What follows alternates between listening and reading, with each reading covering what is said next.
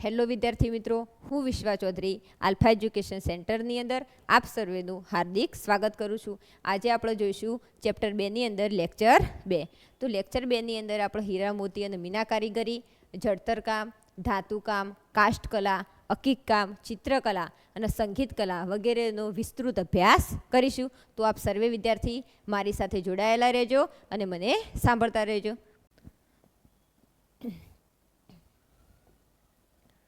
હવે આપણે જોઈએ હીરા મોતી અને કઈ કારીગરી જોવાની છે? મીરા કારીગરી જોવાની છે. હીરા મોતી અને મીના કારીગરી જોઈએ. તો તમે જુઓ કે ભારતની પૂર્વ, પશ્ચિમ અને દક્ષિણની અંદર કેટલા કિલોમીટર લંબાઈ ધરાવતો દરિયા કિનારો કીધું આપણને? 7517 કિલોમીટર લંબાઈ ધરાવતો દરિયા કિનારો કીધો. હવે જુઓ આ 3 દિશાઓ થઈ. કેટલી દિશાઓ થઈ? ત્રણેય દિશાઓની અંદર તો શું આવી ગયો? દરિયો આવી ગયો. બાકી કઈ રહી? તો ઉત્તર દિશા રહી. તો ઉત્તર દિશાની અંદર શું આવેલું છે? હિમાલય આવેલું છે. એટલે પહેલું તો આ લીટીની અંદર એ સમજવાનું છે આપણે કે 4 દિશાઓ મુખ્ય: ઉત્તર, પૂર્વ, પશ્ચિમ અને દક્ષિણ. તો કે પૂર્વ, પશ્ચિમ અને દક્ષિણની અંદર તો બેન દરિયા કિનારો આવી ગયો 7517 કિલોમીટરની લંબાઈ ધરાવતો. એટલે ત્રણેય બાજુથી તો આપણને કુદરતી રીતે શું મળી રહ્યું? રક્ષણ મળી ગયું. કુદરતી સરહદ થઈ ગઈ. ભગવાનની એટલી આપણી કૃપા કહેવાય ભારત પર. અને ઉત્તરની અંદર શું આવી ગયો? હિમાલય આવી ગયો. એટલે એ પણ શું થઈ ગયું? કુદરતી રીતે સરહદ થઈ ગઈ, રક્ષણાત્મક દિવાલ થઈ ગઈ. બરાબર. એટલે 4 રીતે આપણે સુરક્ષામાં શું ધરાઈએ છીએ? દિવાલો ધરાઈએ છીએ. બીજી વસ્તુ મોસ્ટ ટાઈમ પ્રશ્ન સારો કે ભારતની અંદર ઉત્તરમાં હિમાલય અને પૂર્વ, પશ્ચિમ અને દક્ષિણની અંદર કેટલા કિલોમીટર લંબાઈ ધરાવતો દરિયા કિનારો આવેલો હોય છે? તો 7517. આ કિલોમીટર આપણે યાદ રાખવા પડશે, એની અંદર ભૂલ ના થાય, કારણ કે ખાલી જગ્યાની અંદર આ પ્રશ્ન પૂછાય છે. આ તો તમને બધાને ખ્યાલ હશે કે ભારતમાંથી 2 વિશ્વવિખ્યાત હીરા મળી આવ્યા હતા. કયો? તો કોહિનૂર અને બીજો કયો હીરો કહે છે આપણનો? Great Mughal hero. આ તો તમને બધાને યાદ હશે, એટલે ચિંતા નહીં કે 2 હીરા મળી આવ્યા. એક તો કોહિનૂર અને બીજો હીરો કયો? તો ભાઈ આપણો ગ્રેટ મુઘલ હીરો. બરાબર. ભારતીય આભૂષણ અલંકારોના શોખીન હતા અને સોનાના દાગીના ઉપરાંત શ્રીમંત વર્ગ, બરાબર, રાજા, મહારાજા, અમીર ઉમરાઓ હીરા મોતીના શું પહેરતા? આભૂષણો પહેરતા. પહેલાંના સમયમાં જે કંઈ પણ પબ્લિક હતી, જેના જોડે રૂપિયો પૈસો બહુ હોય, અઢળક માત્રામાં ધન હોય, બરાબર, એ શું અલંકારોના શોખીન હોય. અત્યારે તમે જુઓ જે શ્રીમંત એટલે શું કે જેના જોડે બહુ વધારે પૈસા હોય, એ શેના શોખીન હોય? અલંકારોના શોખીન હોય. મધ્યમ વર્ગ અને ગરીબ વર્ગ પણ શોખીન હોય છે, પરંતુ એને પોસાય એટલાના ભાવ હોતા નથી આભૂષણોના, અલંકારોના, એટલા માટે એ ખરીદી શકતા નથી. તો મોટા ભાગની પબ્લિક હોય છે કે શ્રીમંત વર્ગ એટલે જેના જોડે પૈસા ખૂબ હશે. રાજા એટલે રાજા જોડે તો હોય જ ને ભાઈ, બધું હોય એના જોડે. રાજા હોય, મહારાજા હોય, અથવા તો અમીર ઉમરાવ એટલે શું કે જેના જોડે જમીન વધારે હોય, બરાબર, અથવા તો પહેલાંથી પેઢી દર પેઢી એ પૈસાવાળા જ હોય, એને તમે અમીર ઉમરાવ તરીકે ઓળખી શકો. તો એ શેના શોખીન હતા? હીરા મોતીના આભૂષણો પહેરતા અને એના શોખીન હતા.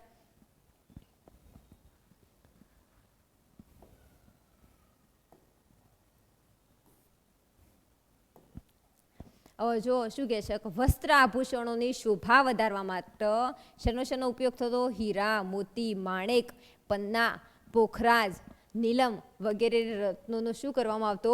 ઉપયોગ કરવામાં આવતો. હવે વસ્ત્ર આભૂષણોની શોભા વધારવા એટલે તમે જુઓ મેં જેવી રીતના આ કોટી પહેરેલી છે, એવી રીતના જ્યારે રાજા મહારાજાઓ વસ્ત્રો પહેર્યા હોય તો એના ઉપર હીરા મોતી જડેલા હોય, બરાબર. અથવા તો કોઈ પણ શ્રીમંત વર્ગનો વ્યક્તિ હોય તો એને જે કંઈ પણ કપડાં પહેર્યા છે, અથવા તો બરાબર એની પત્નીએ જે કંઈ પણ કપડાં પહેર્યા છે, તો સાડી પર પણ શું જડેલા છે? હીરા મોતી જડેલા. શા માટે? કારણ કે પૈસો વધારે હતો. ને બીજી વસ્તુ કે એ લોકો શેના શોખીન હતા? તો આભૂષણોના શું હતા? શોખીન હતા, બરાબર. સિંહાસનો હોય, અથવા તો મુગુટો હોય, માળાઓ હોય, બાજુબંધ એટલે હાથે પહેરવાનો બાજુબંધ, બરાબર, વગેરે બનાવવા માટે શેનો ઉપયોગ થતો? રત્નોનો ઉપયોગ થતો. રત્નો કયા કયા? તો હીરા, મોતી, માણેક, પન્ના, પોખરાજ, નીલમનો ઉપયોગ થતો. રાજાને જે બેહવાનું સિંહાસન હોય ને એની અંદર પણ આ રત્નો વપરાતા. મુગુટ તો તમને ખ્યાલ જ હોય બધાને કે મુગુટની અંદર પણ અમે રત્નો જોયેલા છે, બરાબર. માળા હોય ઘણાની, બરાબર, બાજુબંધ હોય, એ તમામની અંદર રત્નોનો ઉપયોગ થતો.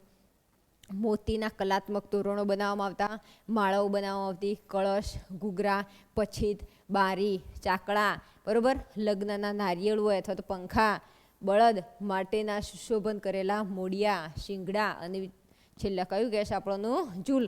આ તમામની અંદર પણ સુશોભન માટે શેનો ઉપયોગ કરવામાં આવતો? તો રત્નોનો ઉપયોગ કરવામાં આવતો. એ તમારે યાદ રાખવું. હવે તમે જુઓ કે સોના ચાંદી અને મીના કારીગરીની કલામાં ભારત દેશ અગ્રીમ સ્થાન ધરાવે છે. અગ્રીમ એટલે શું? કે આગળ પડતું. અને આપણા આગળ પડતું સ્થાન ધરાવે છે એનું એક વિશેષ કારણ છે. તમે આગળ આપણે જોયું પહેલાં જ પેજની અંદર, બરાબર, આપણે જોયું કેટલા કિલોમીટરની દરિયા કિનારો લંબાઈ ધરાવતો હતો? 7517. અને આપણા જોડે દરિયા કિનારો એટલો બધો લાંબો છે, એટલા માટે દરિયામાંથી આપણે શું સ્વાભાવિક રીતે પ્રાપ્ત થતા હોય? આપણે નહીં કહેતા હીરા પ્રાપ્ત થતા હોય છે, બરાબર. એટલા માટે આજુબાજુ જે કંઈ પણ ઉદ્યોગ ધંધા વિકસ્યા છે એ ઉદ્યોગ ધંધા શેના વિકસેલા છે? હીરા, મોતી અને મીના કારીગરીના. એટલે સૌથી વધારે જો દેશ આગળ પડતું હીરા, મોતી અને મીના કારીગરીમાં સ્થાન ધરાવતું હશે તો આપણો કયો છે? ભારત દેશ, બરાબર.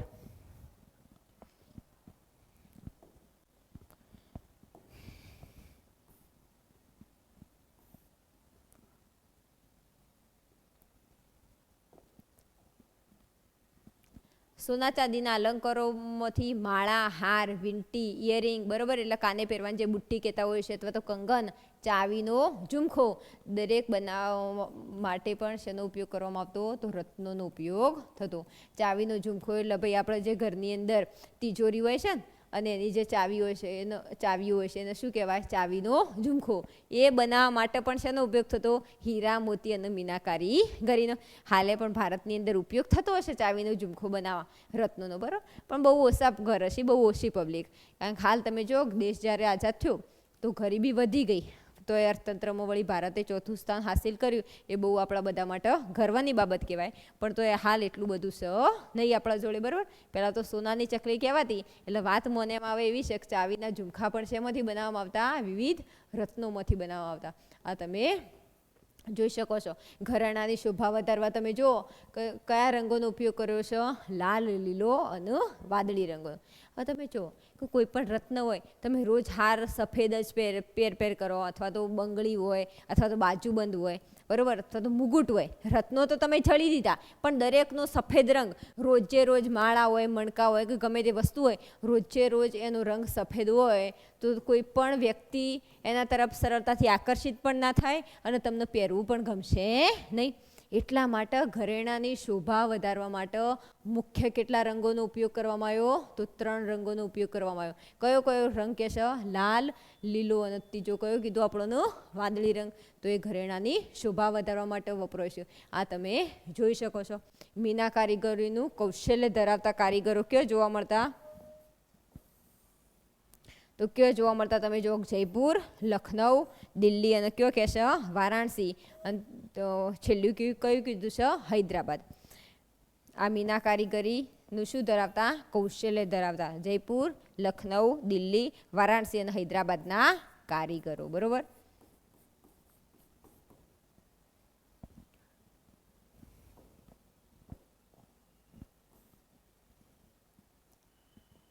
હવે આપણે જોવાનું છે જરીકામ.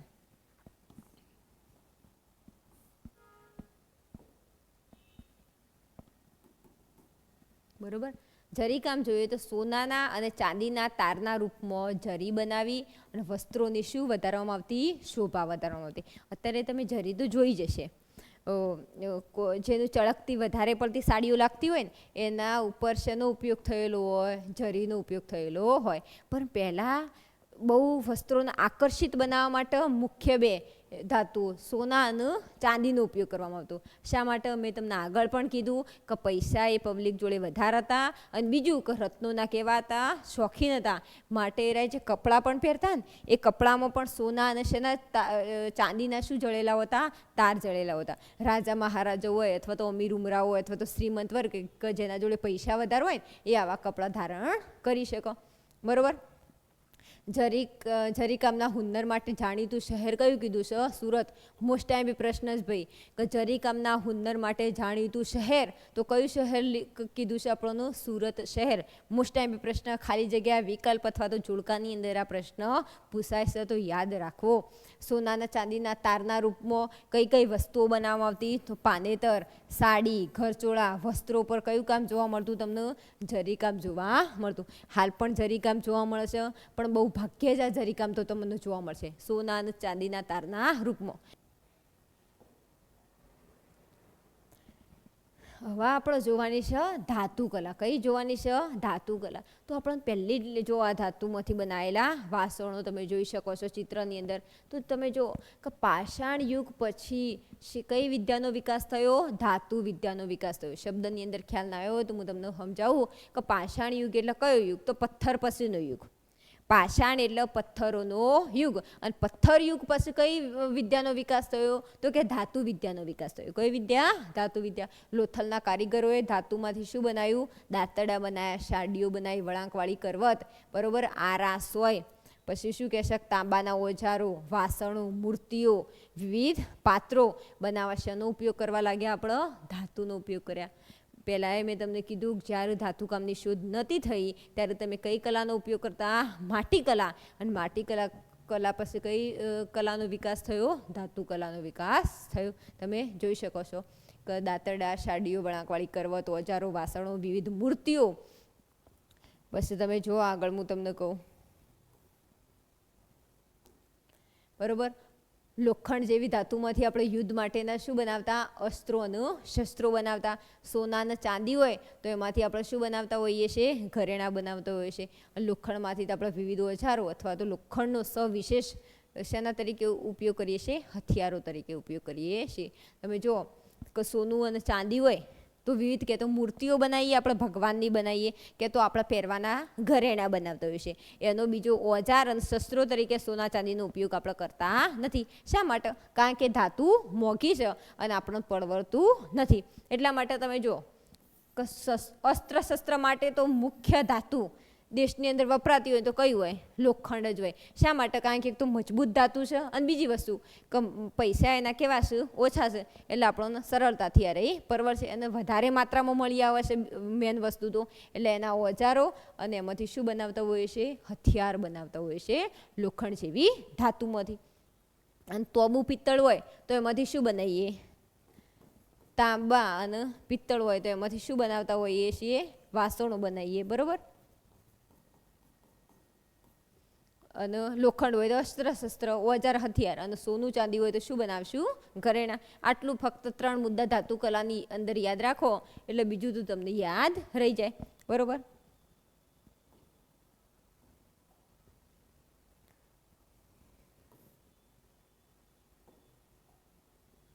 હવે તમારે જોવાની છે કાષ્ઠ કલા. હવે કાષ્ઠ કલા એટલે શું? કાષ્ઠ એટલે લાકડું. કઈ થાય? કાષ્ઠ એટલે લાકડું. માનવ જીવનનો સંબંધ વૃક્ષ અને વનરાજી સાથે જોડાયેલો. લાકડાનો ઉપયોગ બળતણ તરીકે, ઓજારો બનાવવા, ભવનો બનાવવા અને મકાનોના બાંધકામમાં આપણે શેનો ઉપયોગ કરીએ છીએ? લાકડાનો ઉપયોગ કરીએ છીએ. એટલે કાષ્ઠ કલાનો ઉપયોગ કરતા હોય છે.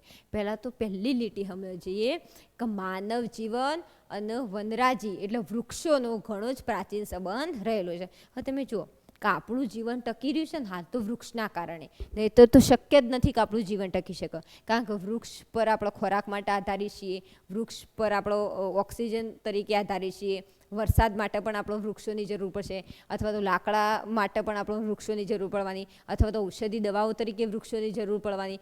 ગુંદર જોવતો હશે, બરોબર, તો પણ આપણે શેની જરૂર પડશે? લાકડાની જરૂર પડશે. અથવા કોઈ પણ સૌંદર્યવર્ધક બનાવટો એ માટે પણ આપણે શેના પર આધાર રાખીએ છીએ? વૃક્ષો પર આધાર રાખીએ છીએ. તો વૃક્ષના આપણા વગર ચાલશે ભાઈ? વૃક્ષ આપણા વગર ટકી શકશે પણ આપણો વૃક્ષ વગર ટકી શકવાના નથી, બરોબર. તો લાકડામાંથી આપણે શું શું બનાવતા હોઈએ છીએ? તો બળતણ. પહેલાં તો લાકડાનો ઉપયોગ આપણે શેના તરીકે કરીએ છીએ? બળતણ તરીકે કરીએ છીએ. જેના કે ગેસની સુવિધા ના હોય, બરાબર, એલપીજી, એના ઘરે ખોરાક બનાવવા માટે શેનો ઉપયોગ થતો હોય છે? બળતણનો ઉપયોગ થતો હોય છે. વિવિધ ઓજારો બનાવવા પણ લાકડાનો ઉપયોગ કરીએ છીએ. ભવનો મોટા મોટા, બરાબર, મકાનો બાંધવામાં પણ લાકડાનો ઉપયોગ કરતા હોઈએ છીએ.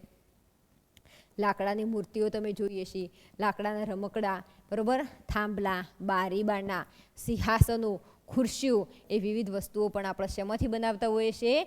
લાકડામાંથી બનાવતા હોઈએ છીએ. તમને ખ્યાલ હશે. આ તો રોજબરોજની વસ્તુઓ છે એટલે તમે ઘરે જોઈએ છીએ. આ રહ્યો મોસ્ટ ટાઈમ પ્રશ્ન છે ભાઈ, આ તમારે યાદ રાખવાનું છે કે ગુજરાતમાં કયું ફર્નિચર જાણીતું? તો કે સંખેડાનું ફર્નિચર જાણીતું. મોસ્ટ ટાઈમ પ્રશ્ન કે ગુજરાતમાં જાણીતું ફર્નિચર કયું? તો સંખેડાનું ફર્નિચર. અને બીજું શું કહે છે? એના લાકડાના હિંચકા પણ જાણીતા.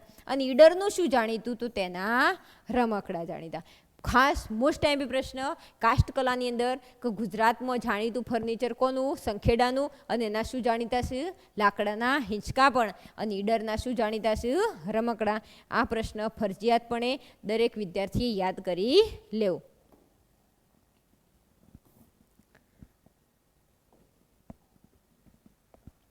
હવે આપણે જોઈએ જડતર કામ.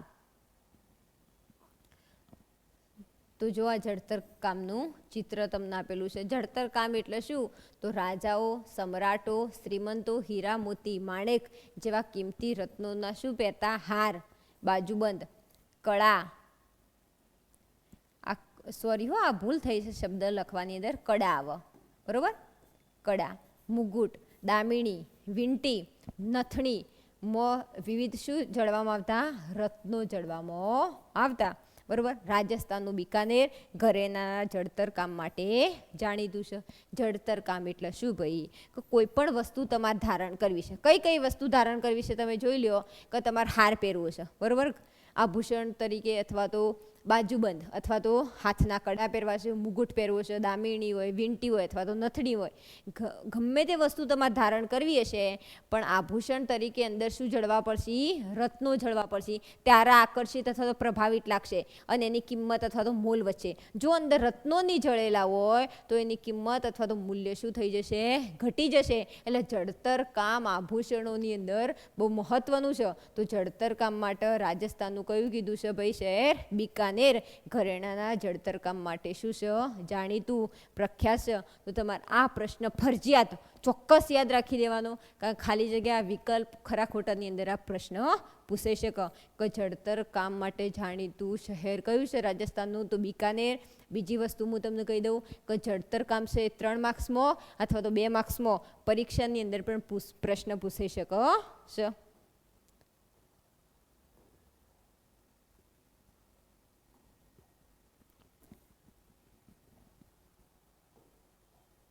હવે આપણે જોઈએ અકીક કામ, બરોબર. તો અકીક, પહેલા તો અકીક એટલે શું? તો પથ્થર. અકીક એટલે એક શું છે ભાઈ?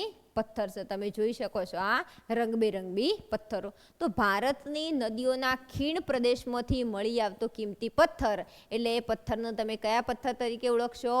અકીકના પથ્થર તરીકે ઓળખશો. અકીકનો પથ્થર ક્યાંથી મળી આવે છે? ફરીથી એકવાર કહી દઉં કે નદીઓના ખીણ પ્રદેશમાંથી મળી આવે છે. અને પથ્થરને તમે નામ શું આપી દેશો? અકીકનો પથ્થર. બધામાંથી બેન નદીઓના ખીણ પ્રદેશમાં તો ઘણા બધા પથ્થરો મળી આવતા હોય, તો આ પથ્થરનો ઓળખવો કઈ રીતે? તો તમે જુઓ કે અકીકનો પથ્થર કેવો હશે? કે તો અત્યંત ચકમક હશે. ચકમક એટલે ઝગમગ થતો હશે, બરોબર. તડકો પડે, પ્રકાશ પડે એટલે ચકમક થતો હશે, એટલે આપણને સરળતાથી દેખાઈ આવશે. અથવા તો અર્ધ પારદર્શક હશે પથ્થર. અથવા તો કેવો કે છે? સુંદર રાતો પથ્થર. અને બીજા કયા નામે ઓળખવામાં આવશે? કાર્નેલિયનના નામે ઓળખવામાં આવશે. અકીકનો પથ્થર કેવો હશે? ચકમક હશે, અર્ધપારદર્શક હશે, સુંદર. અને બીજા કેવા રંગનો કીધો છે આપણને? રાતા રંગનો પથ્થર. અંદર કઈ ધાતુ મિશ્રિત હશે છોકરો? સિલિકા મિશ્રિત ધાતુ. આ સોરી શબ્દની અંદર ભૂલ થઈ છે, સિલિકા મિશ્રિત.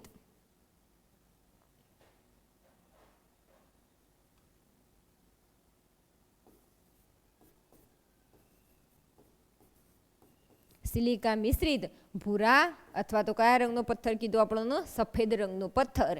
એટલે એ પથ્થર કયો હશે? અકીકનો પથ્થર હશે. તો ફરીથી હું તમને કહી દઉં, ખાસ ધ્યાન રાખવું, અકીકનો પથ્થર નદીઓના ખીણ પ્રદેશમાંથી મળી આવતો તો એ તો તમને બધાને ખ્યાલ આવી ગયો. પણ અકીકનો પથ્થર કેવો હોય તો આપણે એને શોધી શકીએ? તો કે ચકમક છે પથ્થર. બીજું કયો કીધો છે? અર્ધપારદર્શક છે. રંગ કયો કીધો છે? રાતો રંગ, બીજો રંગ કયો કીધો ભૂરો, અને ત્રીજો રંગ કયો કીધો આપણને સફેદ. તો પથ્થરના કેટલા રંગ થયા? 3. રાતો, બીજો કયો કીધો સફેદ, અને ત્રીજો કયો કીધો આપણને ભૂરો. તો આ મુખ્ય અકીકના પથ્થરના કેટલા રંગ થયા? 3. અકીકના પથ્થરને બીજા કયા નામે ઓળખવામાં આવતું હતું? તો કાર્નેલિયનના નામે ઓળખવામાં આવશે. કઈ ધાતુ પથ્થરમાં મિશ્રિત હોય છે? તો સિલિકા મિશ્રિત પથ્થર. તો એ પથ્થરને કયા પથ્થર તરીકે ઓળખશો? અકીકનો પથ્થર. અકીકના પથ્થરમાંથી શું બનાવવામાં આવે છે આપણે જોઈએ. તો અકીકના પથ્થરોનો અલંકારોમાં જડવા માટે કયો મોકલવામાં આવે છે? તો ખંભાત મોકલવામાં આવે છે. આ યાદ રાખજો, અકીકના પથ્થરનો અલંકારની અંદર જડવા માટે કયો મોકલવામાં આવતું હશે? તો કે ખંભાતમાં મોકલવામાં આવતું હશે, બરાબર. અને અકીકના પથ્થરમાંથી શું બનાવવામાં આવતું હશે? તો માળા અને મણકા તૈયાર કરવામાં આવતો હોય, જે સામાન્ય રીતે રોજબરોજના જીવનમાં આપણે ધારણ કરતા હોય છે, માળા અને મણકા. તો ખ્યાલ આવી ગયો અકીકનો પથ્થર, બરાબર.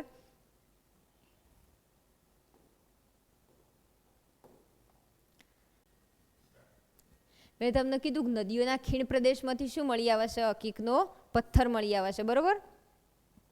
પણ ગુજરાતમાં અકીકનો પથ્થર ક્યાંથી મળી આવે છે એ આપણને યાદ હોવું જોઈએ. કે ગુજરાતની મુખ્ય કેટલી જગ્યાઓ છોકરો? 2. એક તો કે છે સુરત, અને બીજી કઈ જગ્યા છે? રાણપુર. આ તમારે ખાસ યાદ રાખવાનું કે અકીકનો પથ્થર આપણા ગુજરાતમાંથી ક્યાંથી મળી આવે છે? તો 2 જગ્યાઓ પરથી મળી આવે છે, સુરત અને રાણપુર. અને આપણે પાછળ જોયું એમ કે અકીકના પથ્થરનો અલંકારોની અંદર જડવા માટે કયો મોકલવામાં આવતો હોય છે? તો ખંભાત મોકલવામાં આવે છે, બરાબર. આ તમારે ફરજિયાતપણે યાદ રાખવાનું રહેશે.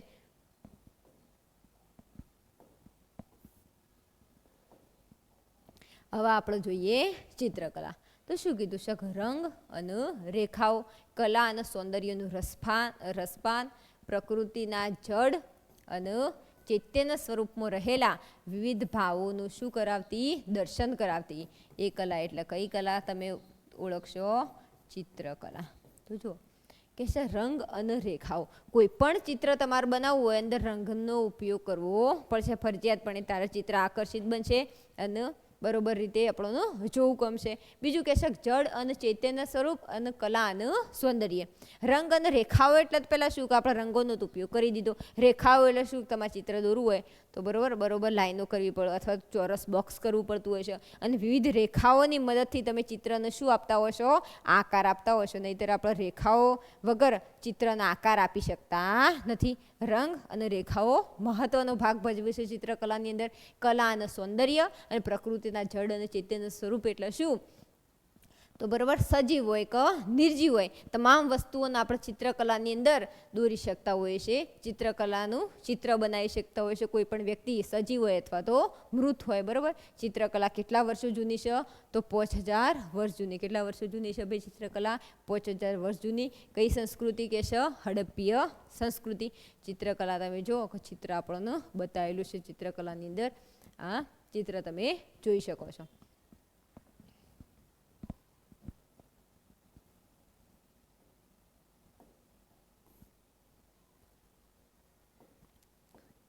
હવે તમે જુઓ કે ચિત્રકલાની અંદર મધ્યપ્રદેશમાં મુખ્ય 3 ચિત્રો પ્રખ્યાત: હાથી, ઘેડો અને ત્રીજું કયું લીધું છે?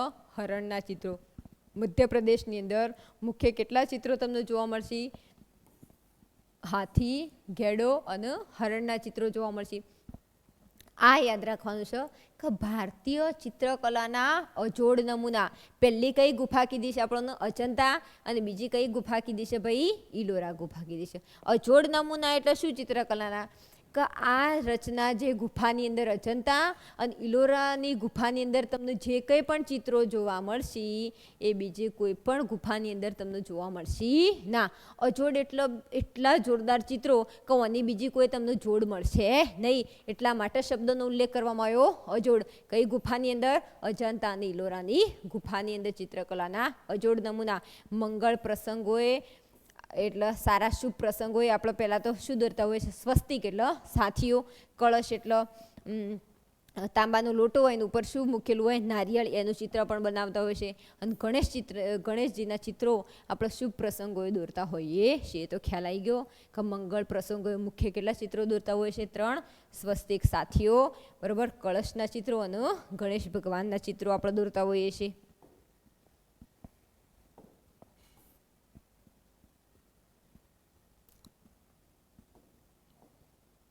હવે આપણે જોઈએ સંગીત કલા.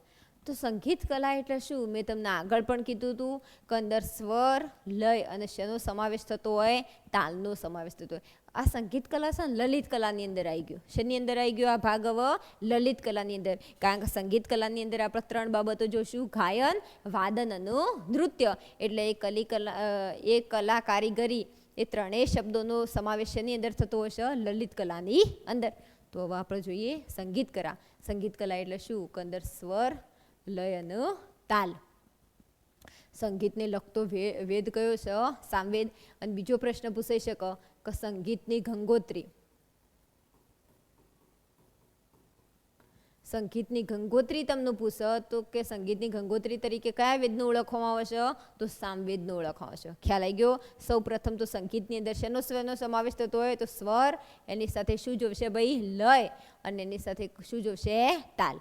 આમ તો મુખ્ય વેદો આપણા કેટલા શું? 4. પણ સંગીતના લગતો વેદ પૂછો તો સામવેદ, અને સંગીતની ગંગોત્રી પૂછો તો કયો વેદ આવશે? એમાં પણ સામવેદ. સંગીતમાં શેનો સમાવેશ થશે? તો ગાયન અને વાદનનો. એક બાજુ ગાવાનું ચાલુ હશે ને એક બાજુ વગાડવાનું ચાલુ હશે. આ તમે જુઓ છો, આ બધા વાજિંત્રો છે સંગીતના, એના દ્વારા શું કરી રહ્યા છે? વગાડી રહેશે આ વ્યક્તિઓ. તમે ચિત્રની અંદર જોઈ શકો છો, સ્પષ્ટપણે તેમને દેખાય છે. બરોબર.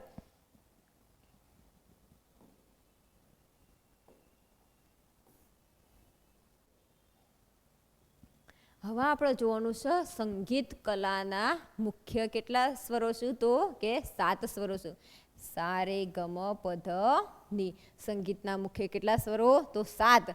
સા રે ગ મ પ ધ ની. આ તો દરેક વિદ્યાર્થીને યાદ જ હશે કે સંગીતના મુખ્ય 7 સ્વરો, પણ આ પ્રકાર યાદ નહીં હોય. કે સંગીતના મુખ્ય પ્રકાર કેટલા? તો કે 2. એક તો કે શાસ્ત્રીય સંગીત અને બીજું કયું કે છે? લોકસંગીત. ઓકે, શાસ્ત્રીય સંગીત એટલે શું અને લોકસંગીત એટલે શું એના વિશે ખ્યાલ નથી. તો લોકસંગીત એટલે શું? કે આપણે જે કંઈ પણ સ્થાનિક પ્રદેશની અંદર આપણા જો કંઈ પણ વસવાટ કરતા હોય એ પ્રદેશની અંદર આપણે જે કંઈ પણ નૃત્ય કરતા હોઈએ છીએ એને કયું સંગીત કહી શકો છો? લોકસંગીત તમે કહી શકો. જેમ કે ગરબા હોય, બરાબર, એને તમે શેની અંદર સમાવેશ કરી શકો? લોકસંગીતની અંદર સમાવેશ કરી શકો. બરાબર.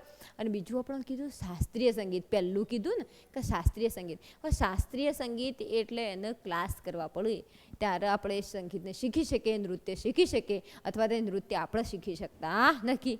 શાસ્ત્રીય સંગીતની અંદર ભરતનાટ્યમ હોય, કુચીપુડી હોય, બરાબર, કથકલી હોય, મણિપુરી નૃત્ય છે, એ તમામ સંગીતોનો સમાવેશ એની અંદર થતો હશે શાસ્ત્રીય સંગીતની અંદર.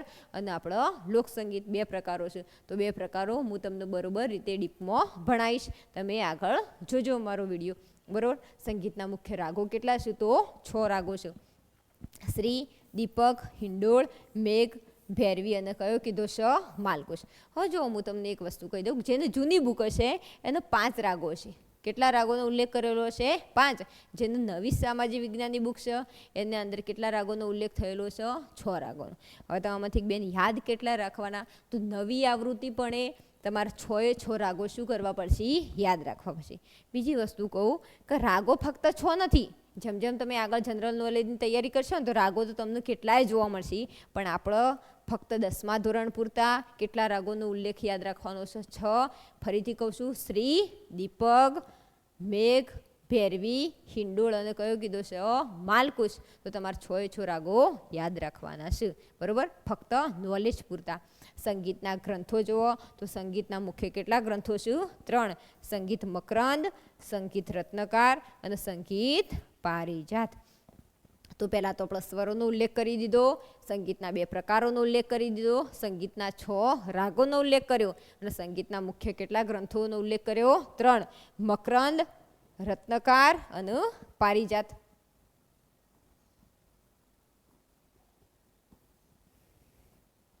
હવે આપણે સૌ પ્રથમ જોઈએ ભાઈ સંગીત મકરંદ નામનો ગ્રંથ. તો સંગીત મકરંદ નામનો ગ્રંથ જ્ઞાતા પંડિત નારંદે ઈસવીસન 900ના અરસામાં આ ગ્રંથ લખેલો. કોને લખ્યો છે તો પેલા યાદ રાખવું પડશે કે પંડિત નારદે. કોને લખ્યો તો ભાઈ? પંડિત નારદે આ ગ્રંથની શું કરી હતી? રચના કરી હતી. કયા ગ્રંથની રચના કરી હતી? તો મકરંદ. બરોબર.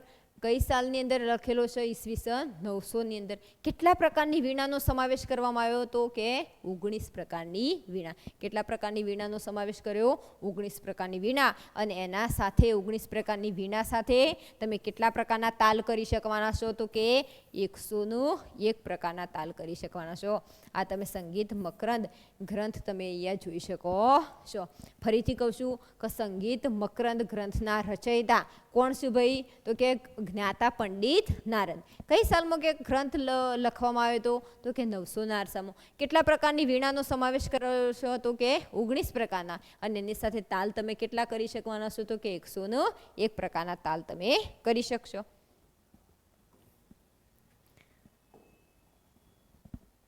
હવે આપણે જોવાનો છે સંગીત રત્નકાર. બરોબર. તો કોને રચના કરી સંગીત રત્નકાર ગ્રંથની? તો કે જ્ઞાતા પંડિત સારંગદેવ. બરોબર. કયોના વતની હતા તો કે દોલતાબાદ. દોલતાબાદ યાદ ના રહેતું કે કયું? કયોના વતની હતા કે દેવગીરીના નિવાસી. સારંગદેવ ઉત્તર ભારત અને દક્ષિણ ભારતના સંગીતથી શું હતા? સુપરિચિત. આ જો વચ્ચોવચ્ચ શું આવેલું હતું? દોલતાબાદ. દોલતાબાદ એટલે દેવગીરી. અને એની અંદર કોણ વસવાટ કરતું હતું ભાઈ? આપણા સારંગદેવ. એટલે કે ઉત્તર ભારત અને દક્ષિણ ભારત બરોબર બંનેના વચ્ચે આવેલા હોય. તમે જો બરોબર વચ્ચે હોય ને તો તમને આ બાજુની ખબર હોય અને આ બાજુ શું ચાલી રહ્યું છે ને એના વિશે પણ ખબર હોય. એવી જ રીતના સારંગદેવનું હતું કે એમને ઉત્તર ભારત વિશે પણ ખ્યાલ હતો અને એમનું દક્ષિણ ભારતના નૃત્ય વિશે પણ, સંગીત વિશે પણ એમનું શું હતું ભાઈ? ખ્યાલ હતો. બરોબર. એટલે એ બંને સંગીતના થી શું હતા? સુપરિચિત હતા. બરોબર. આ ગ્રંથનું પંડિત વિષ્ણુ નારાયણ ભાતખંડે. કોને ભાઈ? પંડિત વિષ્ણુ નારાયણ ભાતખંડે સંગીત રત્નકારને સૌથી વધુ પ્રમાણભૂત શું બતાવે છે? ગ્રંથ બતાવે છે. પ્રમાણભૂત ગ્રંથ કોને કીધો? પંડિત વિષ્ણુ નારાયણ ભાતખંડે. કોને સૌથી વધુ પ્રમાણભૂત ગ્રંથ કહેવામાં આવ્યો તો? સંગીત રત્નકાર ગ્રંથનો. બરોબર. પંડિત વિષ્ણુ નારાયણ ભાતખંડે સંગીત રત્નકારનો સૌથી વધુ કયો ગ્રંથ કીધો ભાઈ? સૌથી વધુ પ્રમાણભૂત. તમારામાંથી પ્રમાણભૂત ગ્રંથ એટલે શું? તો કોઈ પણ સંગીતની તમારે રચના કરવી છે. બરોબર. કોઈ પણ સંગીત વિશે માહિતી મેળવવી છે તો તમારે કયા ગ્રંથને પકડવાનો? રત્નકાર ગ્રંથને પકડવાનો. હવે આપણે જોઈએ સંગીત પારિજાત નામનો ગ્રંથ. હવે સંગીત પારિજાત નામના ગ્રંથની રચના કોના દ્વારા કરવામાં આવી હતી? તો કે પંડિત અહોબલે દ્વારા કરવામાં આવી હતી. કઈ સાલની અંદર થઈ? તો 1665ની અંદર. તમે જુઓ કે આ સંગીત પારિજાત નામનો ગ્રંથ તમને બાજુમાં ચિત્રમાં બતાવેલું છે. તમે દરેક વિદ્યાર્થી મિત્રો જોઈ શકો છો. તો કે રચના કરી પંડિત અહોબલે. કઈ સાલની કરી? કઈ સાલની અંદર કરી? તો કે 1665ની અંદર. હવે તમે જોયું કે આપણા આગળ બે ગ્રંથ ભણ્યા, સંગીત મકરંદ અને સંગીત રત્નકાર. પણ એની અંદર આ વાક્યનો ઉલ્લેખ નહોતો કરેલો કે દરેક રાગ એ અન્ય રાગથી શું છે? અલગ. હવે દરેક રાગ અન્ય રાગથી અલગ એટલે શું? સંગીતકારો અથવા સંગીત ગ્રંથો તો ઘણા બધા થઈ ગયા, પરંતુ બરોબર કોઈ સંગીતકારે એમ નથી કીધું અથવા તો કોઈ ગ્રંથ લખનારે એમ નથી કીધું કે દરેક રાગ એ અન્ય રાગથી અલગ છે. પણ સંગીત પારિજાતે ઉલ્લેખ કર્યો કે દરેક રાગ દરેક અન્ય રાગથી કેવો છે? અલગ છે. હવે તમે જુઓ કે કોઈ પણ સંગીતકાર હોય જ્યારે સંગીત ગાતો હોય, બરાબર, ગાવાનું ચાલુ હોય એટલે તમે દરેક જુદા જુદા સંગીતકારને સાંભળો ને તો તમને ખ્યાલ આવે કે દરેકનું રાગ બીજા કરતાં કેવો હશે? અલગ હશે. દરેક સંગીત એક જ હોય છતાં પણ રાગ એના કેવા હોય છે? અલગ અલગ હોય છે. જેમ જેમ સંગીતકાર જુદા જુદા બદલાતા જશે તેમ તેમ એના રાગોનો ઉલ્લેખ પણ કેવો થતો જશે? બદલાતો જશે. પછી કીધું છે સંગીત પારિજાત નામના ગ્રંથની અંદર પંડિત અહોબલે સ્વરોનો કેટલો ઉલ્લેખ કર્યો છે? 29 પ્રકારના સ્વરોનો ઉલ્લેખ કર્યો. કયા ગ્રંથની અંદર કરવામાં આવ્યો? તો સંગીત પારિજાત નામના ગ્રંથની અંદર.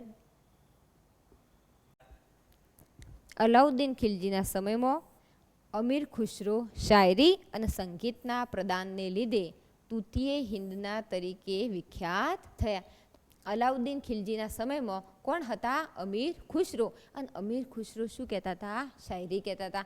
શાયરી અને સંગીતના પ્રદાનને લીધે એમના નામને શેનું બિરુદ આપવામાં આવ્યું છે? તૂતીએ હિન્દનું બિરુદ આપવામાં આવ્યું છે. તમને આ પ્રશ્ન પૂછાઈ શકે છે પરીક્ષાની અંદર કે અમીર ખુશરોને શેનું બિરુદ આપવામાં આવ્યું હતું? તો કે તૂતીએ હિન્દનું બિરુદ આપવામાં આવ્યું હતું. હવે આપણે જોઈએ ભજન કીર્તનનો ટોપિક. તો સુરદાસ, કબીરદાસ, તુલસીદાસ, ચૈતન્ય મહાપ્રભુ, મીરાબાઈ અને નરસિંહ મહેતાનો અહીંયા ઉલ્લેખ થયો છે. આ જે તુલસીદાસ હતા, સંત તુલસીદાસ, ચૈતન્ય મહાપ્રભુ,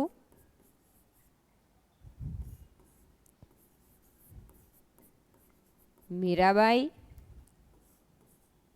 સંત કબીરદાસ અને નરસિંહ મહેતા.